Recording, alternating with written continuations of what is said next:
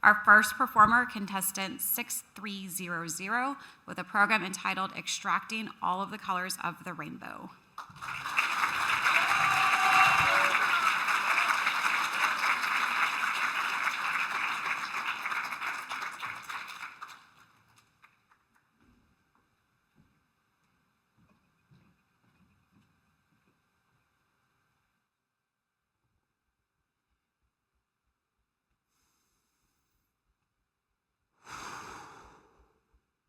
Do you have a father, a brother, a male lover? Perhaps you have a couple of male friends, or one day your son may actually be a male. If you can answer yes to any of these questions, you are more than likely a feminist, because feminism is the men's liberation movement run by women. There are some women out there who only see men as workhorses here for their breadwinning needs. Some women look at them and see their rippling muscles. If you are alive, raise your hands. Orlando Pulse nightclub massacre. I was sleeping in a hotel in the Midwest at the time, but I imagine in that exact moment my hand twitched, some unconscious part of me aware that I was alive, that I had a pulse. The horrific scene of bodies. When a trans woman is murdered, nobody cares, because we assume God doesn't either. Maybe being a trans woman is like playing a game of hide and seek with God. Maybe we've made of our God a wandering man with only a birth name and a baby photo. It is unfair what the LGBTQIA+ community has to suffer in academic spaces, nightclubs, and in front of the mirror.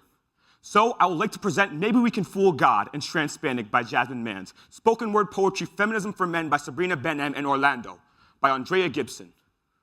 A program. Because the epitome of toxic masculinity leading our country dares to say with women, you can do anything.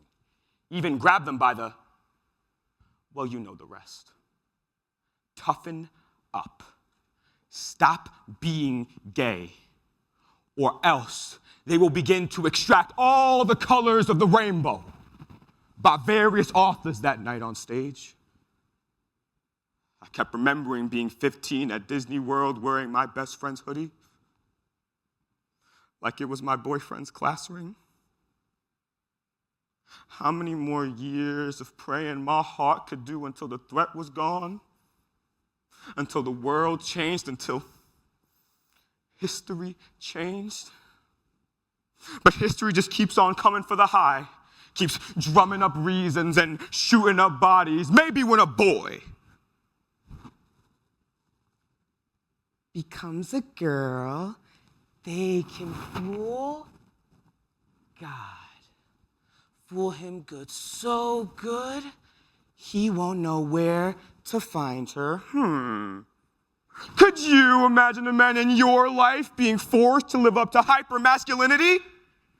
Stereotypes.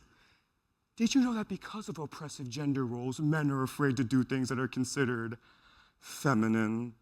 Examples include, but are not limited to, not wearing chapstick because guys don't wear makeup, not being able to eat bananas outside of the home for fear of alluding to fellatio, not being able to compliment your male friends, no homo, not being able to wear tampons because the cashier thinks you're using them, not being able to admit that you were raped. Because that shit's for girls, could you imagine? That I'm pressured to undress her, that I'm supposed to impress her?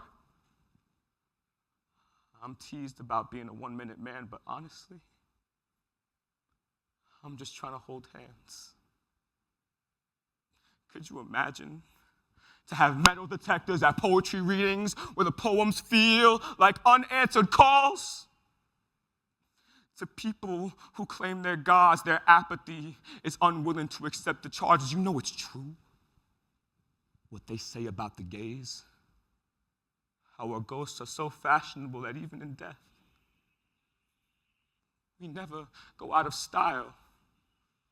Even life is like funeral practice. I woke up to the news that 202 bullets were fired into the gay bar on one of the worst nights in U.S. history, into the bodies of people who did not know that the sounds of the songs weren't the sounds of the bullets, into the kidneys of a grown man texting, "Mama, I'm going to die." His handprint on the wall in blood, reaching for a world where we find ourselves as equals, where men's rape is considered just as important as women's. We don't need men to make this a movement, but maybe men need this movement to make them human. This is for our fathers, for our sons, for our brothers. Feminism? Yeah, I know a couple of boys who could use it.